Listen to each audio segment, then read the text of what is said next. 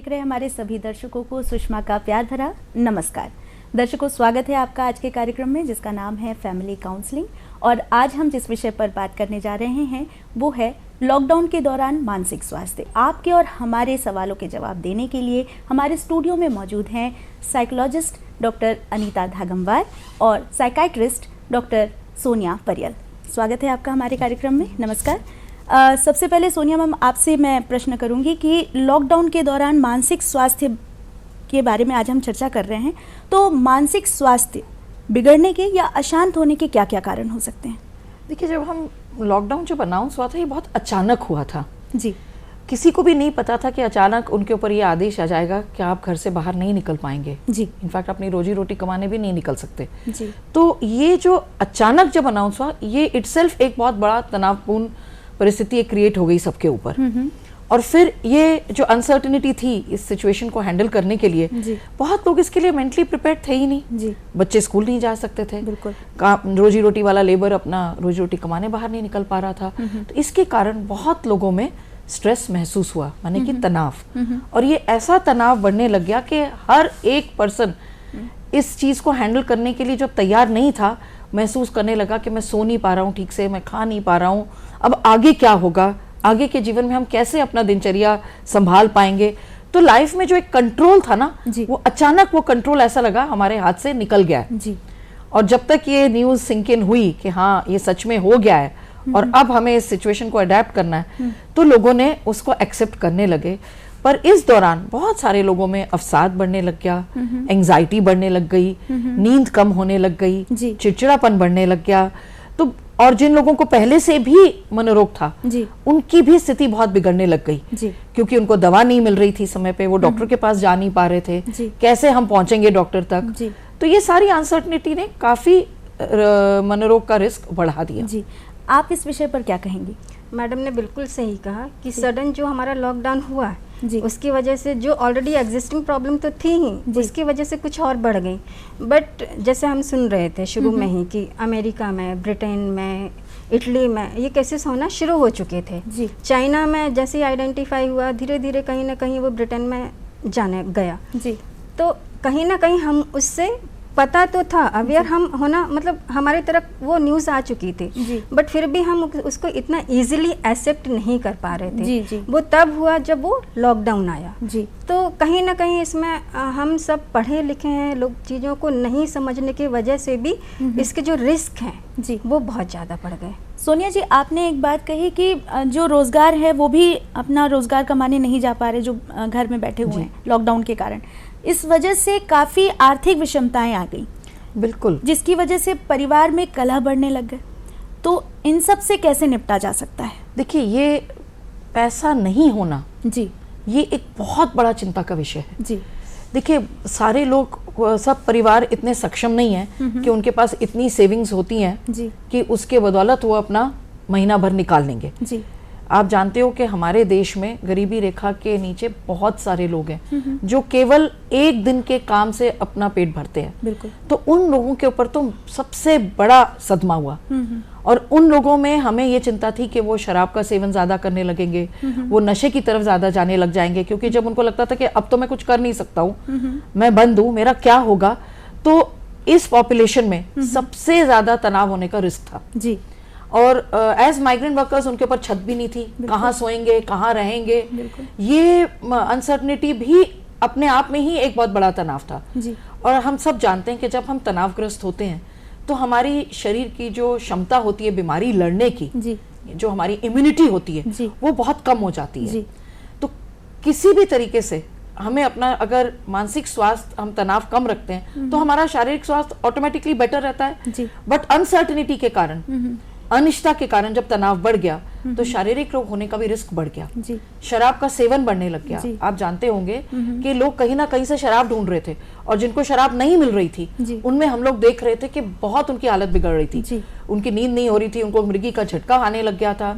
और ऐसे कंडीशंस को हम लोग को टैकल करने में एक साइकियाट्रिक इमरजेंसी क्रिएट हो गई थी। इनफैक्ट केरल सरकार ने तो ऐसा कर दिया था कि शराब की दुकान खोलने का सोच लिया कि शराब प्रोवाइड कर दें, जबकि वो बहुत गलत डिसीजन था मेरी राय में एज अ डॉक्टर, क्योंकि शराब के सेवन से कोरोना का रिस्क भी बढ़ जाता, उसकी कॉम्प्लिकेशंस भी बढ़ जाती।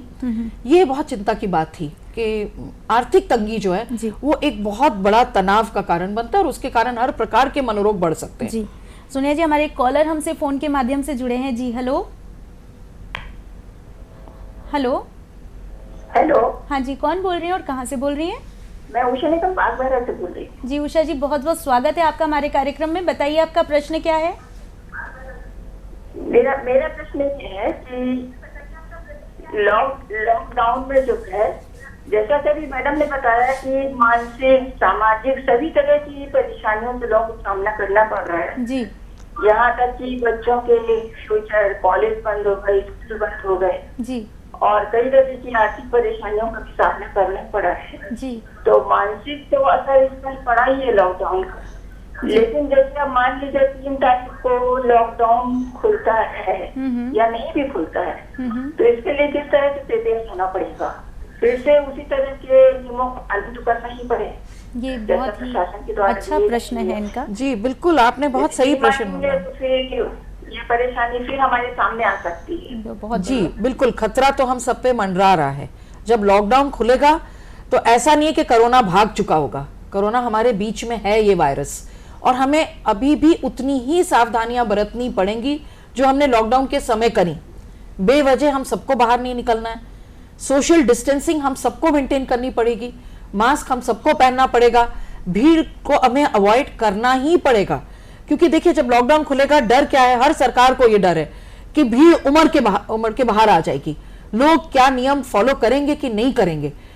इसमें अगर हम सोशल डिस्टेंसिंग नहीं मेंटेन करेंगे तो कोरोना का रिस्क क्योंकि ये बहुत इन्फेक्शियस है, ये बहुत तेजी से ये फैलता है, तो अगर हम मास्क ना पहने और डिस्टेंसिंग ना रखें तो डेफिनेटली केसेस का बढ़ने का रिस्क रहेगा। अनीता जी आप क्या कहेंगे? डेफिनेटली मैडम बिल्कुल सही कह रहे हैं। सोशल डिस्टेंसिंग हमें एनी हाउ मेंटेन करना ही करना है जी। और इसके लिए गवर्नमेंट ने बहुत सारी चीज़ें, रूल्स हमें बता रखे हैं कि आप काम कर रहे हैं तो इतना हमें फ़ायदा है कि हम घर से बैठ के काम कर सकते हैं। और अगर हमें किसी कंपनीज ने बोला भी है कि आइए और आप काम करिए, तो कंपनीज ये रूल्स अपना बना सकते हैं कि 33% एम्प्लॉयज़ को बुलाएं, शिफ्ट में बुलाएं, और जो शिफ्ट हो रहा है उसमें कम से कम 1 से 1.5-2 घंटे का डिफरेंस मेंटेन करके टाइम का रखें इतना डिस्टेंस।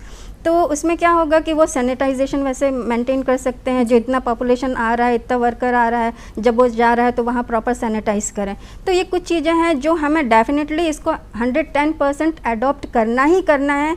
हम ये बिल्कुल नहीं सोच सकते कम से कम 1 साल, ऐसा नहीं है। वैक्सीन भी बाय चांस अभी चल रहा है, जैसे कितना रिसर्च चल रहा है, आना ही आना है, बट कहीं ना कहीं जैसे हमने पहले, हमारा जो पुराना समय है, कहते थे ना कि भाई घर से निकल रहे हैं, घर में कोई आ रहा है तो आप चप्पल वहीं रखिए, बाहर हाथ पैर धोइए, साबुन बाहर रखा है, तो वो चीज़ें पहले से थी। अभी क्या हुआ, ये एक वायरस ने आकर के हमें एकदम चौंका दिया कि भाई रिकॉल किया कि आप अपने सेहत के लिए अपने आप को मेंटेन करके चले, ताकि आगे आने वाले समय में हम ऐसी जगह ना चले जाएं कि हमारा लाइफ ही ना रहे। तो बेटर है इन सब चीज़ों को अडॉप्ट। तो उषा जी, उम्मीद है आपको आपके प्रश्न का उत्तर मिल गया होगा। एक और कॉलर हमसे फ़ोन के माध्यम से जुड़े हुए हैं। जी हेलो हेलो हेलो। हाँ जी, कौन बोल रही हैं और कहाँ से बोल रही हैं? हाँ नमस्ते मैम, मेरा नाम कुमारी सोनी है, जिला बलौदा। नमस्ते सोनी जी, बहुत बहुत स्वागत है आपका हमारे कार्यक्रम में। बताइए आपका प्रश्न क्या है? मैडम मेरा प्रश्न ये है कि जैसे अभी तो कोरोना वायरस थमने का नाम नहीं ले रहा है, तो आगे चलकर ये क्या बढ़ सकता है या लॉकडाउन खुलेगा कि अभी और बढ़ सकता है लॉकडाउन? लॉकडाउन बढ़ सकता है। ये आपने काफी कठिन प्रश्न पूछा है, पर जहां तक बात समझ में आ रही है कि जो एरियाज रेड जोन में हैं उनमें लॉकडाउन सरकार नहीं खोलेगी, ये तो सबको पता ही है।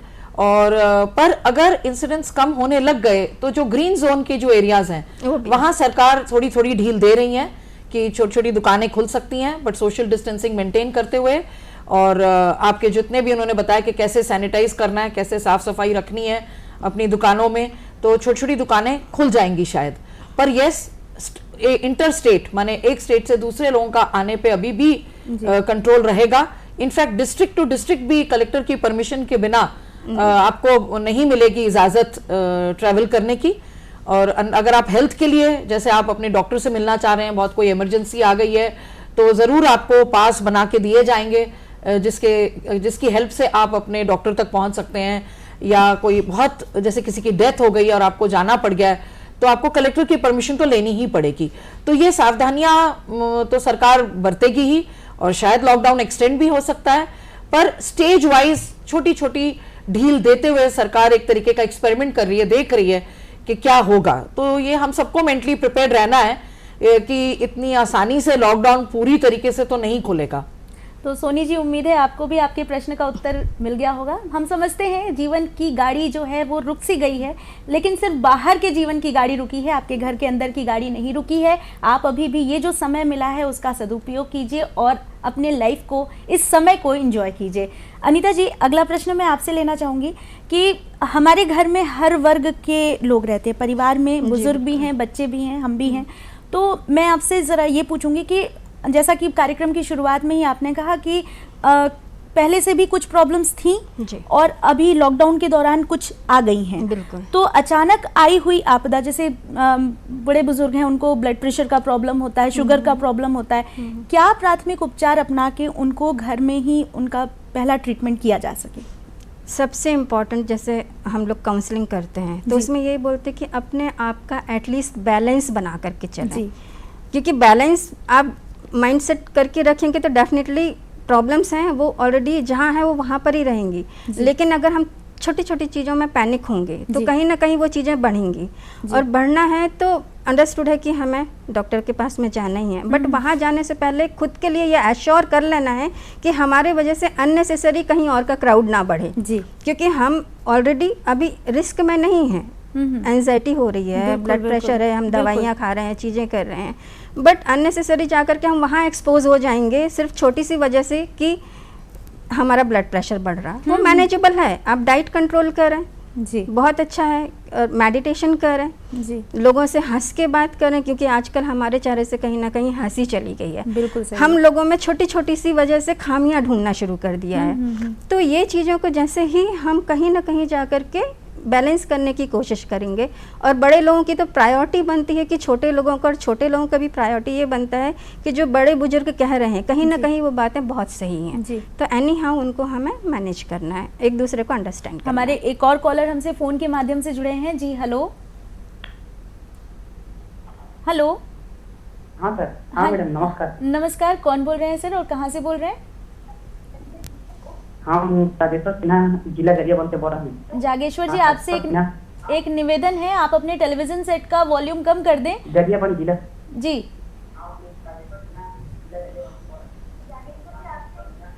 आप अपने टेलीविजन सेट का वॉल्यूम कम कर दें और फिर हमसे बात करें ताकि आपको हमारी बात अच्छे से सुनाई दे। हाँ मैडम।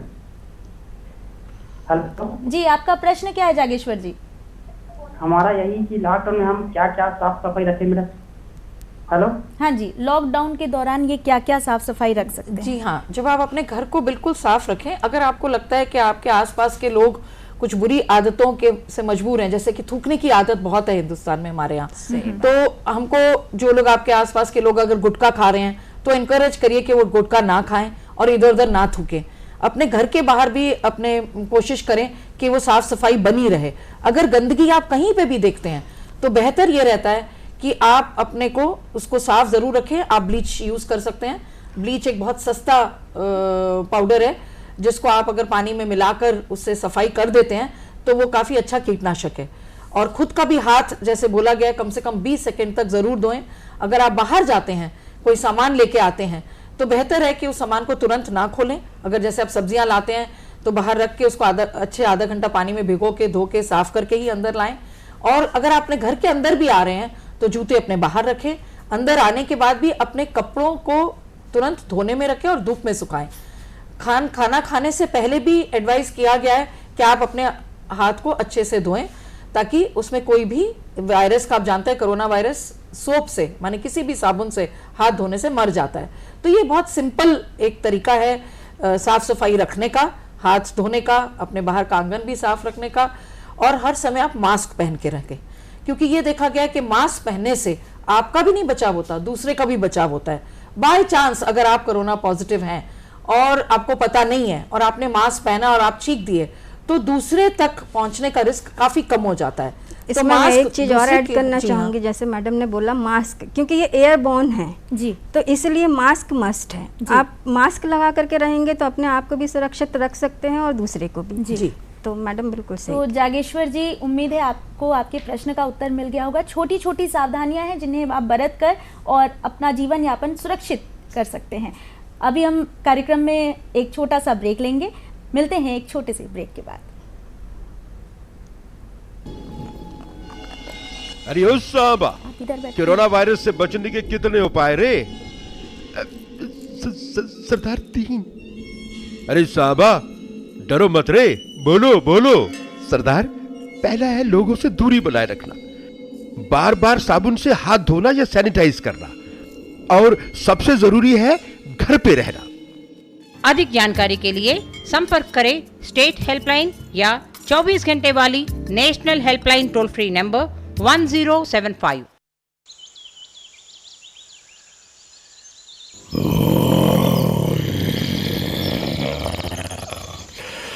लापरवाही से बाहर मत फिरो, शेर हो या हीरो हो, सवाल खतरों से खेलने का नहीं, जिंदगी का है, या तो खुद का या अपनों का।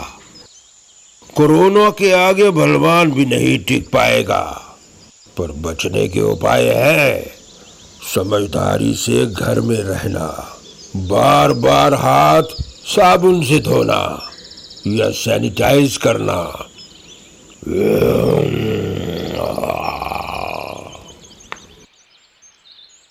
अधिक जानकारी के लिए संपर्क करें स्टेट हेल्पलाइन या 24 घंटे वाली national helpline toll free number 1075। Break के बाद स्वागत है आपका हमारे आज के कार्यक्रम में। हम आपको एक बार फिर बता दें, आज फैमिली काउंसलिंग कार्यक्रम में हमारा विषय है लॉकडाउन के दौरान मानसिक स्वास्थ्य। इस विषय पर आज हम चर्चा कर रहे हैं। इस विषय से संबंधित एक कॉल हमसे अभी जुड़ी हुई है। जी हेलो। Hello hello. हाँ जी, कौन बोल रहे हैं और कहाँ से बोल रहे हैं? मैं सुमित तिवारी बोल रहा हूँ, संबलपुर बेमेतरा से। स्वागत है आपका सुमित जी। प्रश्न बताइए। जी मैम, मेरा प्रश्न है, मैं स्टूडेंट हूँ और लॉकडाउन के आम से मेरा एग्जाम पोस्टपोन हो गया है, तो मैं घर में बैठे बैठे एग्जाम को लेकर ओवर थिंकिंग से परेशान हूँ मैम। जी हाँ, ये बहुत कॉमन प्रॉब्लम है, सबको एग्जाम की चिंता है और ओवर थिंकिंग भी एक तनाव का ही लक्षण है।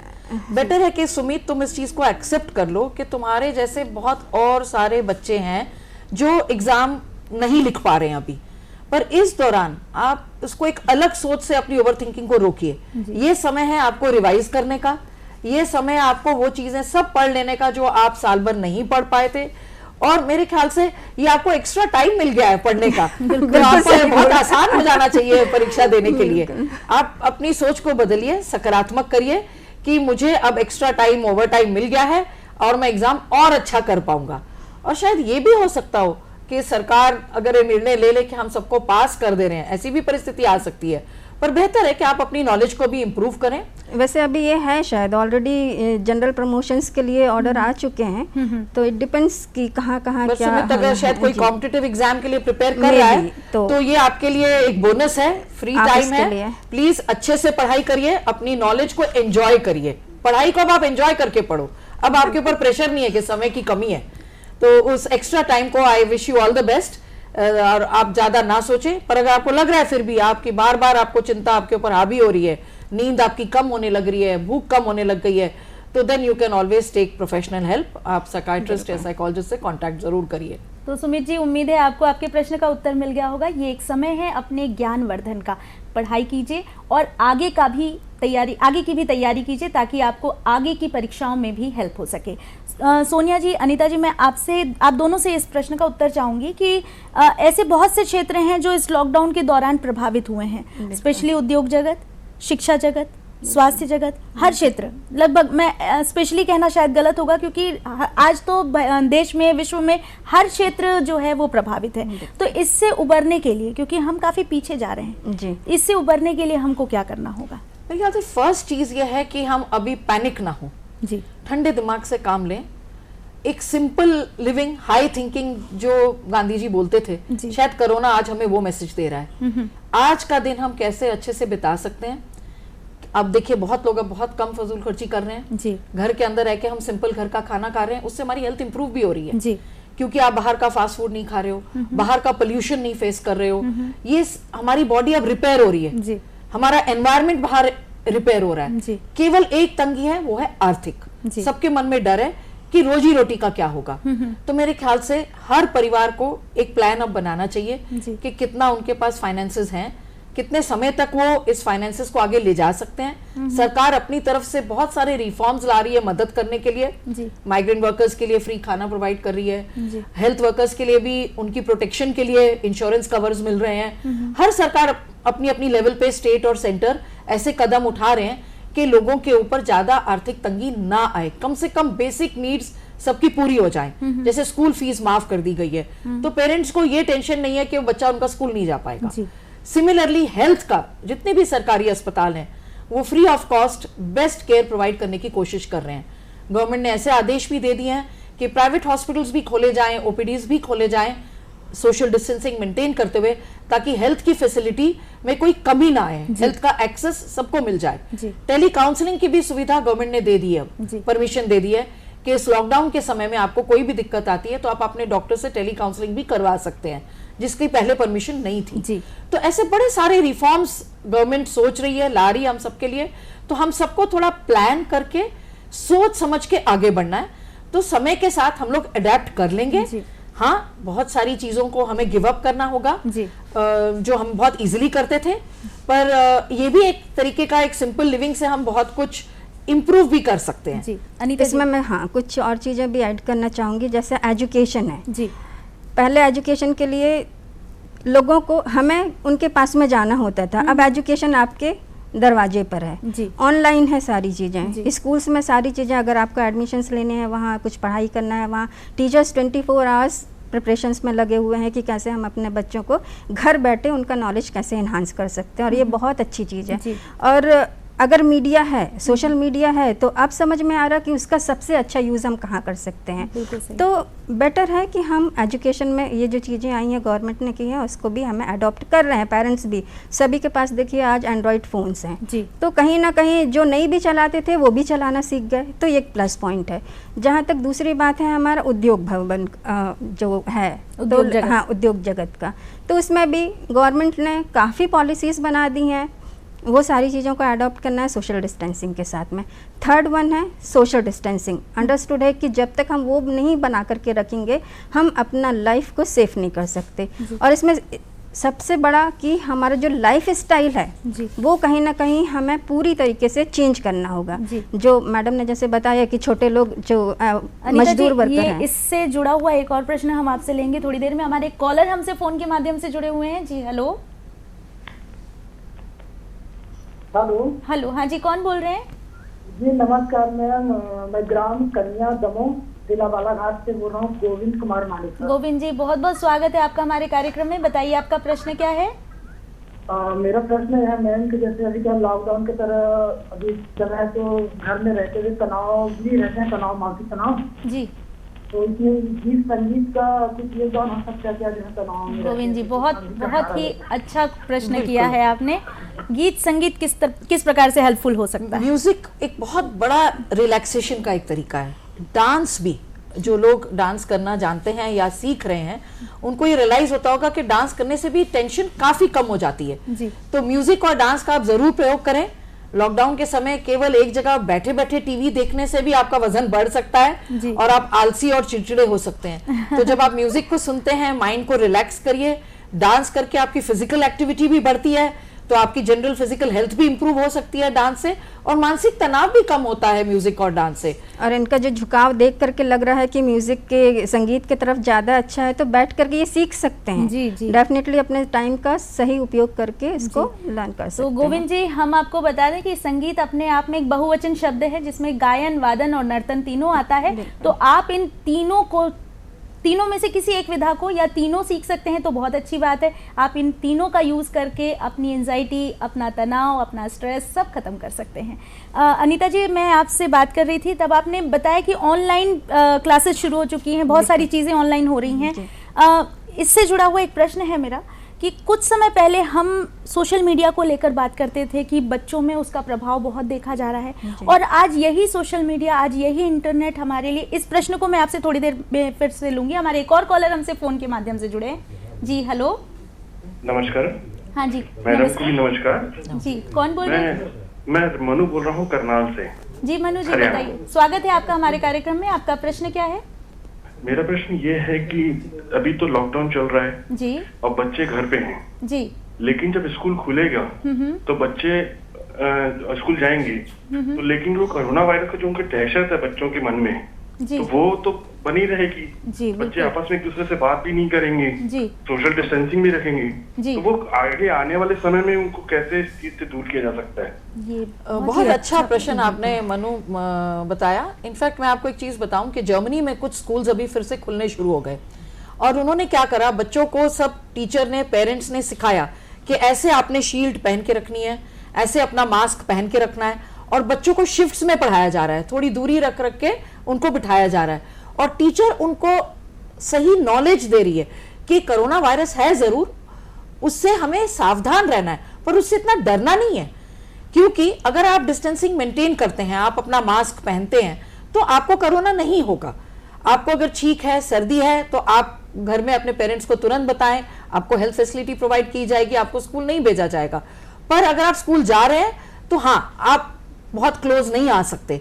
तो स्पेशली छोटे बच्चों को समझाना एक चैलेंज जरूर होगा टीचर के लिए, क्योंकि छोटे बच्चे चंचल होते हैं, वो इधर उधर भागने के मूड में रहेंगे, खेलने के मूड में रहेंगे, तो ये एक चैलेंजिंग सिचुएशन जरूर रहेगी। पर दहशत को हटाने के लिए सबसे बेस्ट है कि आप अपने बच्चे को सही बात बताएं कि कोरोना है, पर अगर हम सावधानी बरतेंगे तो वो हम पे हावी नहीं हो सकता।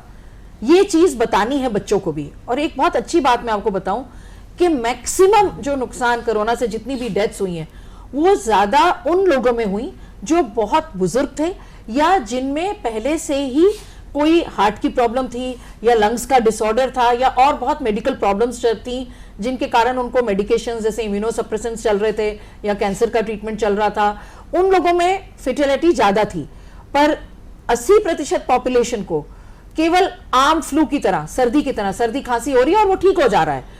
तो हमें बच्चों को ये भी नॉलेज देना है कि इससे डरना नहीं है, मिनिमम प्रिकॉशन लेने से, सावधानी बरतने से कोरोना आपके ऊपर हावी नहीं हो सकता है। ये सिंपल बेसिक नॉलेज अगर हम देंगे तो बच्चों के मन से डर हट जाएगा। तो मनु जी, उम्मीद है आपको भी आपके प्रश्न का उत्तर मिल गया होगा। छोटी छोटी सावधानियां हैं जो बरतनी है और आदतों में शामिल करना है। बच्चे अपने आप हमसे ही सीखेंगे और अपनी सावधानियां बरतेंगे और सुरक्षित रहेंगे। हमारे एक और कॉलर हमसे फोन के माध्यम से जुड़े हुए हैं। जी हेलो हेलो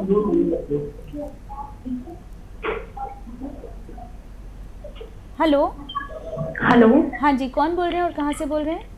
मैं ऋषिका सोनी बोल रही हूँ जबलपुर से। जी ऋषिका जी, स्वागत है आपका हमारे कार्यक्रम में। आपसे एक निवेदन कि अपने टेलीविजन सेट का वॉल्यूम कम कर दें और फिर हमसे बात करें। हाँ हाँ, मैंने कम कर दिया। जी बताइए, आपका प्रश्न क्या है?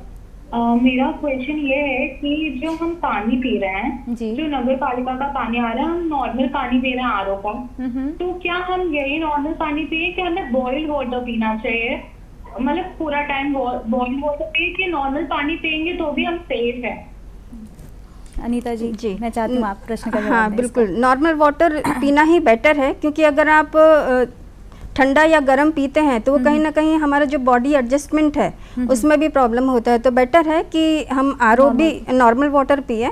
और क्लोरीन, जैसे अभी देख रहे हैं कि पीलिया भी इसके साथ साथ चल रहा है, तो हर जगह क्लोरीन जो टंकियां हैं बड़ी बड़ी नगर निगम की, उसमें डाला जा रहा है। तो बेटर है कि आप नॉर्मल पानी ही पिए, नॉर्मल रखें अपने आप को, बहुत ज़्यादा एक्साइटेड ना हो किसी भी चीज़ को लेकर के। हम जितने ज़्यादा जाएंगे उसमें परेशानी होगी। ये पानी स्वच्छ होना चाहिए, जर्म्स नहीं होने चाहिए। हाँ। ये एक है।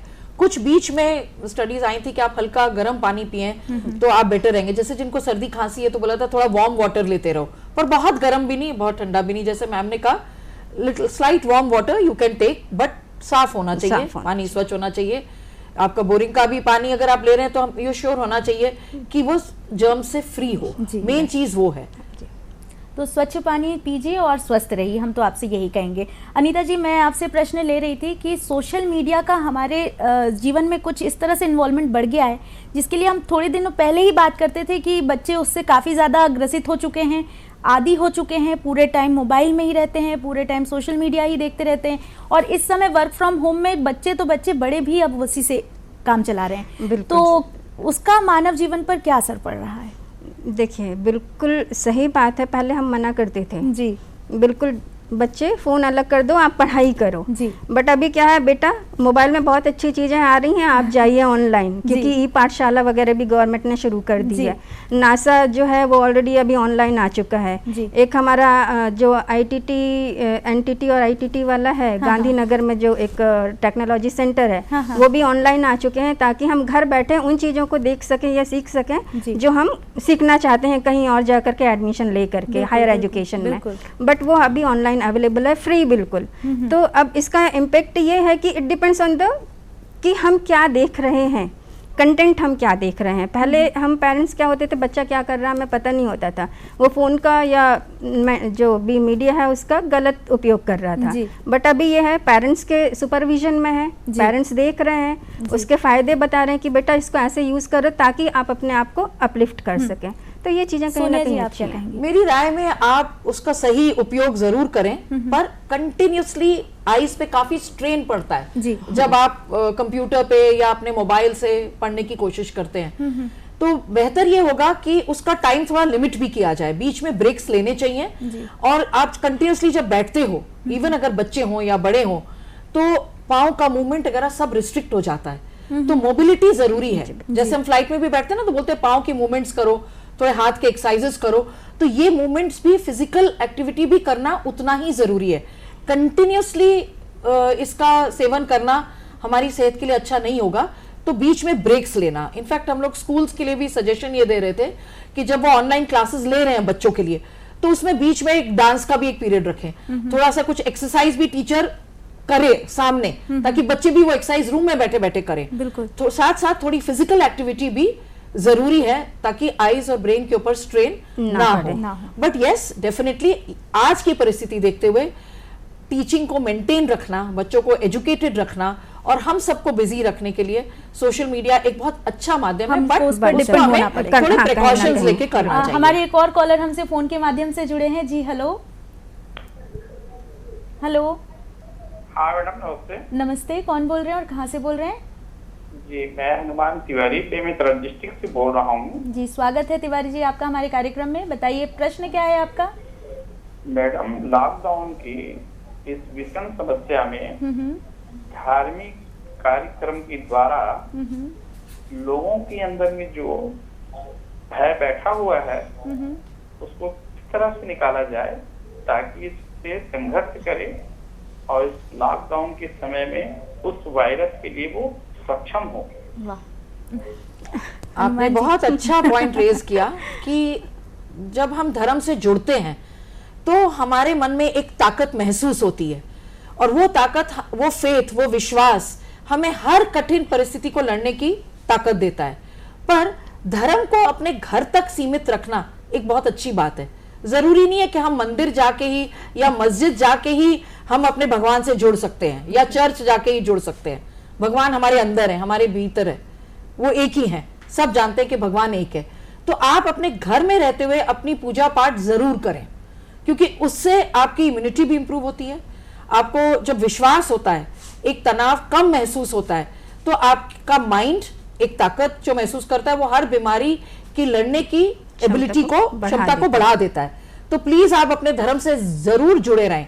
पर मेरा एक बहुत बड़ा निवेदन है, और मैं इस चीज में बहुत स्ट्रांगली बिलीव करती हूं कि हमारे यहाँ धर्म माने मंदिर भागना, मस्जिद भागना या चर्च भागना, उसी वहीं जाएंगे वहीं प्रेयर हो सकती है, ये बात से मैं सहमत नहीं हूं। आप अपने घर में ही अपना मंदिर बनाएं, अपने आत्मचिंतन करके भी, भगवान को याद करने से भी वही ताकत मिलती है जो हमको बाहर मिलती है। तो इस कोरोना के समय में कोरोना ने एक मैसेज दिया है हम सबको कि आप धार्मिक जरूर रहें, पर स्पिरिचुअल हो, सच्चे मन से। अपने विचार अच्छे रखें, अपनी सोच अच्छी रखें। धर्म बोलता है दूसरे की मदद करो, दूसरे का केयर करो, तो आप अपना कर्म अच्छा करें, जो भी धर्म के हो। तो मेरे ख्याल से आप धर्म से प्लीज कनेक्टेड जरूर रहें। वैसे भी सोनिया जी कहा जाता है कि कण कण में ईश्वर का वास है, बिल्कुल। तो आप कहीं जाने की जरूरत नहीं है, आप जहाँ बैठे हैं वहां पर भी सच्चे मन से ईश्वर को याद कीजिए, आपको ईश्वर जरूर मिलेंगे और आप धर्म से, आध्यात्म से और ईश्वर से भी जुड़ेंगे और वो ऊपर वाली शक्ति सबसे ऊपर ही होती है और वो हमें जरूर बचाएगी। हमारे एक और कॉलर हमसे फोन के माध्यम से जुड़े हुए हैं। जी हेलो। हेलो। हेलो। हाँ जी, कौन बोल रहे हैं? जी मैम नमस्कार। नमस्कार जी, मैं राजेंद्र यादव बोल रहा हूँ कबीरधाम से। जी राजेंद्र जी, बहुत बहुत स्वागत है आपका हमारे कार्यक्रम में। प्रश्न बताइए अपना। ये लॉकडाउन के दौरान क्या होता बच्चे की शिक्षा का ऐसा कोई उपाय है जिससे बच्चे घर में ही रहकर पढ़ाई कर सके? घर में ही रहकर पढ़ाई कर सके, क्या कोई ऐसा शिक्षा का उपाय है? हाँ, ऑनलाइन क्लासेस ऑलरेडी चल रही हैं। ये बार बार आपको बताया जा रहा है कि ऑनलाइन क्लासेस हैं। अगर आपके पास में एंड्रॉयड मोबाइल है या आपका बच्चा जिस स्कूल में पढ़ता है, आप डायरेक्ट वहाँ बात करके इन फैसिलिटीज़ का माध्यम वो बता देंगे आपको, उसके थ्रू आप जा करके अपने बच्चे को इंगेज रख सकते हैं। और बहुत जैसा मैडम ने कहा है कि कंटिन्यूस नहीं बैठाल के रखना है बच्चे को, तो वैसे ही ऑलरेडी जो क्लासेस चल रही हैं, जो हम टाइम टेबल बना करके दे रहे हैं बच्चे को, वो शिफ्ट में है। लाइक 1 घंटे का क्लास हुआ या 45 मिनट का क्लासेस है, उसमें बीच बीच में हम वो सारी एक्टिविटीज़ भी करवा रहे हैं जिसमें बच्चों को इंगेज करके मेंटली हम उसको कहना चाहिए अच्छा कर सकें। ऐसा नहीं है कि पढ़ पढ़ के बच्चा एकदम डंप हो जाए या वो अपने आप को कुछ एक्टिवली ना रख पाए। तो कहीं ना कहीं माइंड फ्रेश करने के लिए डांस तो है ही, साथ में हम कहीं आर्ट एंड क्राफ्ट का करवा रहे हैं, देन कहीं सिंगिंग करवा रहे हैं, कहीं इंस्ट्रूमेंटल कर रहे हैं। वैसे राजेंद्र जी का बहुत ही अच्छा प्रश्न है कि ऑनलाइन क्लासेस आपने उसका सोल्यूशन भी दिया, लेकिन एक वर्ग ऐसा भी है जिसके पास इंटरनेट की सुविधा नहीं है जी, तो वो क्या कर सकते हैं? मैम देखिए, अभी अंडरस्टूड है कि एक की वाला हमारे पास फ़ोन तो है, वो उससे फ़ोन करके वो टीचर से बात कर सकते हैं। तो कहीं ना कहीं टेलीफोन पर भी वो चीज़ें उनको बताई जा रही हैं जी। तो टीचर हैं, हम लोगों ने इतना इंस्ट्रक्ट करके रखा, इवन गवर्नमेंट का ये आदेश है कि हर बच्चे के पास में एजुकेशन पहुंचना है। तो मोड जो है ऑलरेडी उन्होंने दिए हुए हैं। यहाँ हमारा डीओ ऑफिस है, उन्होंने कम से कम मोर देन 5,700 में भी 10,000 तक के वीडियोस डाउनलोड करके रखे हैं, देन पीडीएफ्स बना करके रखे हैं। इवन जो गांव में जैसे सरपंच वगैरह हैं, तो वहाँ पर वो चीज़ें उनको प्रोवाइड की जा रही है। आंगनवाड़ियों को ये चीज़ें प्रोवाइड की जा रही हैं कि वो बच्चों को घर घर तक जा करके ये जो फैसिलिटीज़ है वो प्रोवाइड कर सकें। तो उम्मीद है राजेंद्र जी आपको आपके प्रश्न का उत्तर मिल गया होगा। घर बैठे ही आप अपने बच्चे को अच्छी शिक्षा प्रदान कर सकते हैं। इस समय कार्यक्रम में वक्त हो चला है एक छोटे से ब्रेक का, मिलते हैं ब्रेक के बाद। अरे ओ साहबा, कोरोना वायरस से बचने के कितने उपाय रे? सरदार 3। अरे साहबा डरो मत रे, बोलो बोलो। सरदार, पहला है लोगों से दूरी बनाए रखना, बार बार साबुन से हाथ धोना या सैनिटाइज करना, और सबसे जरूरी है घर पे रहना। अधिक जानकारी के लिए संपर्क करें स्टेट हेल्पलाइन या 24 घंटे वाली national helpline toll free number 1075।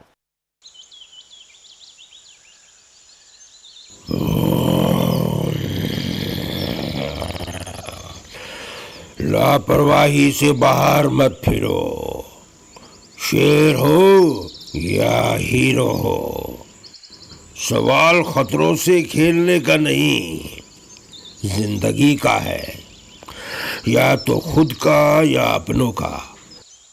Corona के आगे बलवान भी नहीं टिक पाएगा, पर बचने के उपाय है समझदारी से घर में रहना, बार बार हाथ साबुन से धोना या सैनिटाइज करना।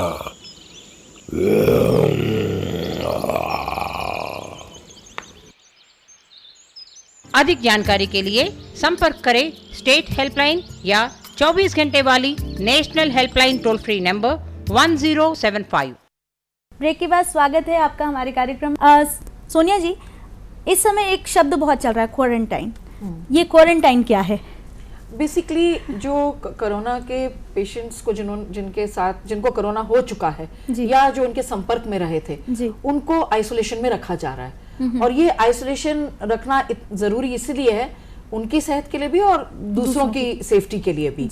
तो कम से कम पहले 14 दिन रखा जा रहा था, अब सेफ्टी के लिए 28 दिन भी कुछ केसेस में बढ़ा दिया गया है कि 28 डेज तक पेशेंट को अलग रखा जाए या जो कांटेक्ट था उसको अलग रखा जाए ताकि ये संक्रमण किसी और को ना फैले। तो ये एक सेफ्टी मेजर है 1-to-1 ट्रांसमिशन को रोकने के लिए। जी, और क्वारंटाइन होने के दौरान हमको किन किन सावधानियां का देखना पड़ता है, किन किन सावधानियों को बरतनी पड़ती है? देखिए, जो टर्म्स आपने पूछा है कि क्वारंटाइन क्या है, तो क्वारंटाइन का इसमें मैं अगर कहना चाहूँ तो हम इसको 2 भागों में बांट सकते हैं। एक तो वो जो हमें डॉक्टर इंस्ट्रक्ट करते हैं, वो हमें हो चुका है, देन वो कह रहे हैं कि आप क्वारंटाइन में चले जाइए। एक वो होता है जिसमें हम अपने आप को खुद आइसोलेट तो वो होगा जब हमें बीमारी हो गई है और फिर हम अपने आप को दूर करके रख रहे हैं ताकि वो किसी और को ना फैले। लेकिन सेल्फ क्वारंटाइन में ऐसा होता है कि हमें पता है कि भाई ये इसका कॉज है और हमें अपने आप को ट्रीटमेंट ना लें, उससे बेटर है कि हम पीछे हट जाएं कि ये बीमारी जो है वो हमें होना। तो बिल्कुल सही है कि घर में रहें, ज़्यादा लोगों से इंटरेक्ट ना करें। अगर आप छींक रहे हैं, जिसको स्पेशली जो सर्दी का अभी बता रहे हैं कि सर्दी खांसी हो रही, तो उससे बचें। और अगर आपको लगता है कि फीवर वगैरह भी इसके साथ में एक आ रहा है तो डेफिनेटली आप इन्फॉर्म करना है डॉक्टर्स को। अदरवाइज सिंपली विड्रॉ करके रखें, सोशल डिस्टेंसिंग मेंटेन करके रखें और ऐसी जगह तो बिल्कुल भी ना जाएं जहां हमें नहीं जाना है। छोटे पहले हमने क्या देखा था कि काम नहीं है तो भी हम घूमने निकल जाते थे, लेकिन अभी ये सारी चीज़ें नहीं करना है। तो अपने आप को बेटर है कि आप घर पे रहें, सुरक्षित रहें। कुछ रूल्स हैं सुषमा, जैसे कि एक वेल वेंटिलेटेड रूम हो प्रेफरेबली पेशेंट के लिए, जिसमें खिड़की हो, वो बाहर से कनेक्ट हो, वेंटिलेशन होता है, हवा अच्छी मिले, उसको सनलाइट मिले। और वो घर में भी अगर होम क्वारंटीन में है तो घर का जो पर्सन, जो एक ही पर्सन उसको खाना दे, वो भी दूरी रख के पेश आए। और वो पर्सन अगर छींक रहा है जैसे कहा कि, तो वो अच्छे से कवर रहे और बार बार हाथ धोते रहे। और जो चीजें हैं उसके आसपास उसको अच्छे से ब्लीच में डिप करके साफ सैनिटाइज करके रखें ताकि इन्फेक्शन दूसरों को भी ना हो। क्योंकि अब एक होम क्वारंटाइन भी एक कॉन्सेप्ट स्टार्ट हो गया है, क्योंकि सरकार हर एक पर्सन को बाहर नहीं रख पा रही है।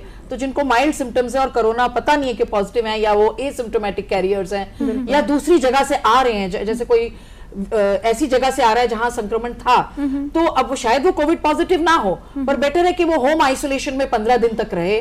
जैसे कि आपने देखा कोटा से जो बच्चे आए हैं उनको सरकार ने क्वारंटीन में रखा है। ऐसा नहीं कि वो कोविड पॉजिटिव हैं, बट उनको सेफ्टी के लिए रखा है कि बाय चांस अगर वो इन्फेक्शन को एक्सपोज हुए हो तो वो दूसरों को पास ऑन नहीं करेंगे। और डाइट का इसमें बहुत इंपॉर्टेंट रोल है। जी, अगर डाइट की आपने बात की तो मैं आपसे जानना चाहूंगी कि इस समय कुछ ऐसी महिलाएं भी हैं जो गर्भवती हैं और कोरोना पॉजिटिव फैला हुआ है, कोरोना इस समय फैला हुआ है, तो उनको किन किन सावधानियों का ख्याल रखना चाहिए?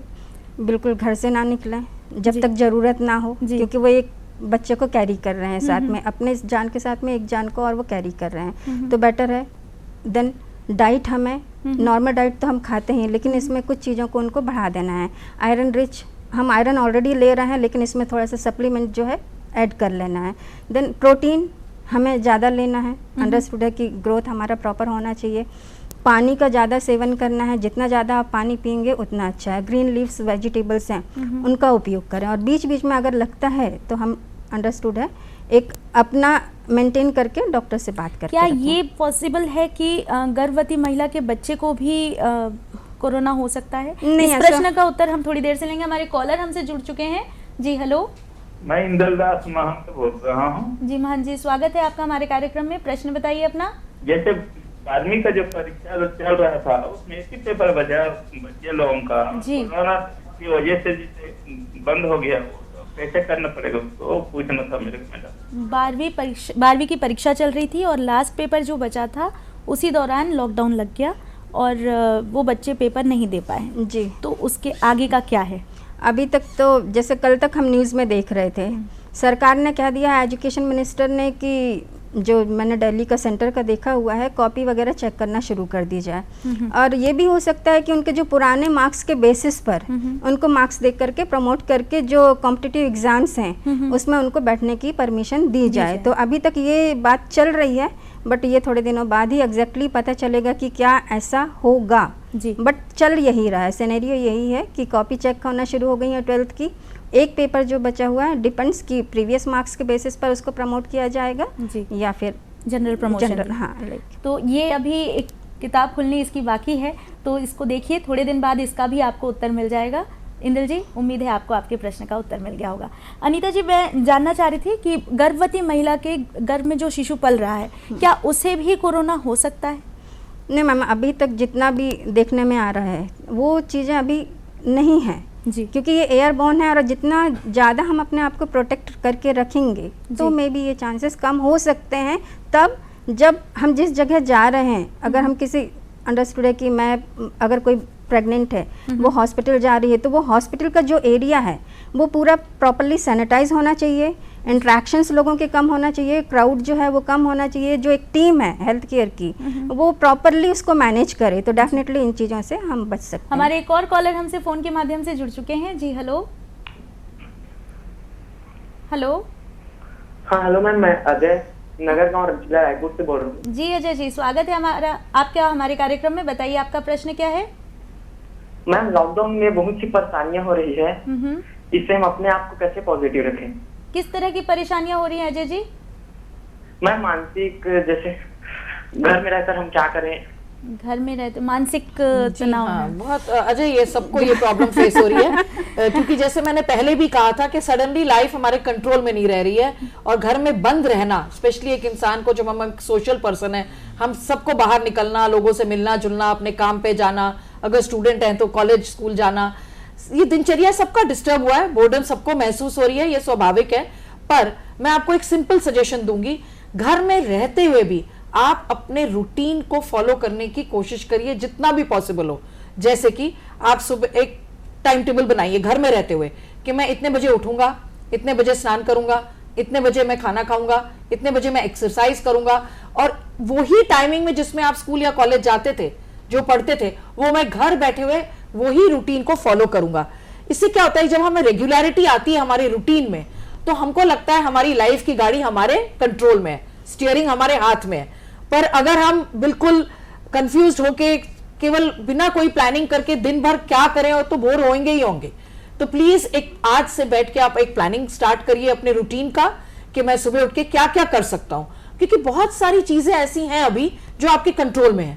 देखिए, पहले हम बोलते थे हमको घर में टाइम नहीं मिलता, हमें अपने फैमिली के साथ समय नहीं मिल रहा, हमको अपनी हॉबीज के लिए समय नहीं मिल रहा। आज एक ऐसा समय है जो सबको जोड़ रहा है। कैसे जोड़ रहा है? आप घर में अपने माँ बाप के साथ ज्यादा टाइम बिता रहे हो, आप अपने भाई बहनों के साथ ज्यादा इंटरेक्ट कर रहे हो, दादा दादी नाना नानी उनको टाइम आप दे रहे हो। तो ये टाइम को आप प्लीज चेरिश करिए, उसको, उसकी अहमियत को समझिए। आज बोर मत होइए, अपनी हॉबीज को परस्यू करिए, एक रेगुलर रूटीन फॉलो करिए, और घर में रहते हुए प्लीज एक्सरसाइज करिए। एक्सरसाइज हमारी फिजिकल और मेंटल हेल्थ के लिए, दोनों के लिए जरूरी है। तो घर बैठे आप कोई भी एरोबिक एक्सरसाइज को प्रैक्टिस करने की कोशिश करें, और अगर आप म्यूजिक और डांस के शौकीन हैं तो उसके लिए भी टाइम आप निकाल सकते हैं। और सोशली भी आप सोशल मीडिया के थ्रू अपनी फ्रेंड्स और फैमिली के साथ कनेक्टेड रहिए, दूसरों की हेल्प करने की कोशिश करिए, ताकि आप बोर हो ही नहीं सकेंगे। आप एक बहुत अच्छे कहीं ना कहीं इन्वेंटर बन सकते हैं। बिल्कुल, जैसे न्यूटन का लॉ कैसे आया था किसी को नहीं पता था, बाहर बैठे हुए थे, आइजैक क्या हुआ, एक एप्पल नीचे गिरा, उन्होंने देखा कि ये एक गुरुत्वाकर्षण है, ये चीज नीचे ही क्यों आ रही है। तो इट डिपेंड्स कि आप एक अच्छे क्रिएटर भी बन सकते हैं, एक इन्वेंटर बन सकते हैं। आप बोर क्यों हो रहे हैं, बहुत अच्छा समय है। अजय जी, उम्मीद है आपको भी आपके प्रश्न का उत्तर मिल गया होगा। हमें लगता है कि आपके अंदर बहुत सारी चीजें होंगी जो आपको निखारने की, आपको ढूंढने की जरूरत है। तो अपनी प्रतिभा को ढूंढिए, निखारिए और इस लॉकडाउन का सदुपयोग कीजिए। हमारे एक और कॉलर हमसे फोन के माध्यम से जुड़े हैं जी। Hello hello. हाँ जी, कौन? हाँ जी, कौन बोल रहे हैं और कहाँ से बोल रहे हैं? ये बालाघाट जिला सरिया से बोल रहा हूँ, जगदीश मानेश्वर जी। बताइए प्रश्न क्या है आपका? एक लॉकडाउन चल रहा है, तो इस खान से कैसे ढंग की रहने की बचना चाहिए, खान पान से किन प्रकार के खान पान से बचना चाहिए, जयदीप जी का प्रश्न है। बिल्कुल, खान पान हमें शराब वगैरह से तो दूर ही रहना चाहिए, स्मोकिंग वगैरह नहीं करना चाहिए, वो हमारे लिए तो नुकसानदायक है, साथ में फैमिली के लिए भी।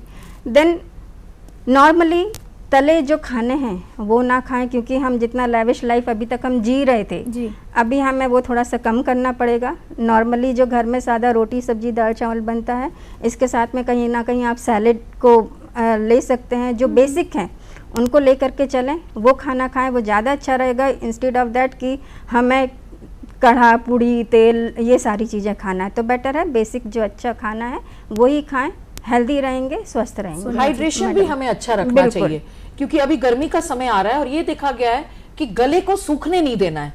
कम से कम 2 लीटर पानी हर इंसान को दिन भर में, ये नहीं कि इकट्ठे बहुत सारा पिए, पर हर समय थोड़ा थोड़ा पानी पीते रहें ताकि आपका गला ना सूखे। क्योंकि ये देखा गया है कि कोरोना वायरस में अगर आप हाइड्रेशन अच्छी रखते हैं, गले को साफ रखते हैं, तो आपकी सेफ्टी ज्यादा है कोरोना से। तो प्लीज हाइड्रेशन भी अच्छा रखें। खान पीन तो मैडम ने जैसे बताया कि आप हेल्दी सीजन की सब्जियां लें, डाइट अच्छी हेल्दी लें, सीजन की चीजें ज्यादा खाएं। शहर के लोग बहुत ज्यादा प्रोसेस्ड फूड खा रहे हैं, वो नहीं खाना चाहिए। गांव के लोग तो वैसे ही दाल रोटी सब्जी, उनकी डाइट ज्यादा हेल्दी है शहर के लोगों से। पर आजकल जो देखा गया फास्ट फूड से जो बीमारियां थी वो कम होने लग गई हैं, तो फास्ट फूड ना लें, बेस्ट अवॉइड करिए। घर का सिंपल सीजन की सब्जियां खाएं, दाल रोटी चावल खाएं, उससे आप स्वस्थ रहेंगे। तो जयदीप जी, उम्मीद है आप भी अपने प्रश्न का उत्तर पा चुके होंगे। नॉर्मल डाइट लीजिए, जो दाल चावल पौष्टिक आहार, जो आप सीजनेबल सब्जियां मिल रही हैं, सीजनेबल फल मिल रहे हैं, वो खाइए। और इसमें आप दही को ऐड कर सकते हैं, दही को ऐड कर सकते हैं। आप अपने स्वास्थ्य का खुद ध्यान रख सकते हैं। हमारे एक और कॉलर हमसे फोन के माध्यम से जुड़े हुए हैं। जी हेलो हेलो हेलो हेलो। हाँ जी, कौन बोल रहे हैं और कहाँ से बोल रहे हैं? जी सर, मैं मोहनलाल मांझी, दमेड़ी, अनूपपुर, मध्य प्रदेश से बोल रहा हूँ। बहुत बहुत स्वागत है मोहनलाल जी आपका हमारे कार्यक्रम में। आपका प्रश्न बताइए।